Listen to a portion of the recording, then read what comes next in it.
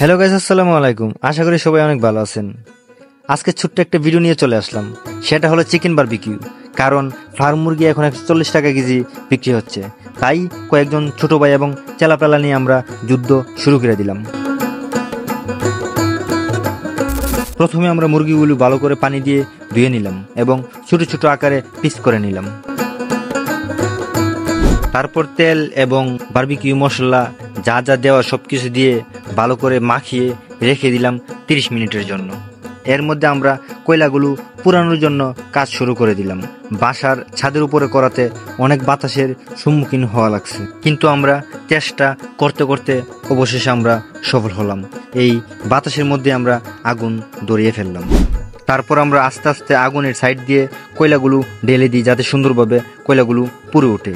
কয়লা সম্পূর্ণ পুরা হয়ে গেলে আমরা জালিটা বসিয়ে দিই। তারপর আমরা এক এক করে মাংসের পিস নিয়ে এই জালির উপরে সুন্দরভাবে সাজিয়ে দিয়ে দিই।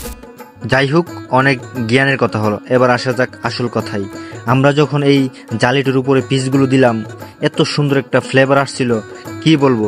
শুধু আমরা অপেক্ষায় ছিলাম কবে এই বারবিকিউটা সম্পূর্ণভাবে হয়ে যাবে। কিন্তু চেলাপেলাগুলোর যেন অপেক্ষা আর সহ্য হচ্ছে না, কবে হবে এই বারবিকিউ।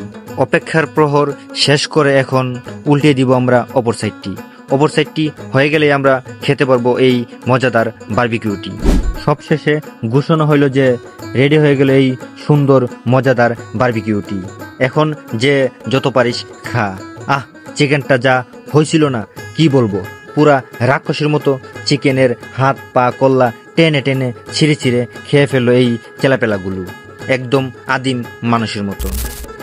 সো গাইস, এখন বিদায় নেওয়ার পালা। সবাই সুস্থ থাকবেন, ভালো থাকবেন। আল্লাহ হাফেজ, টাটা।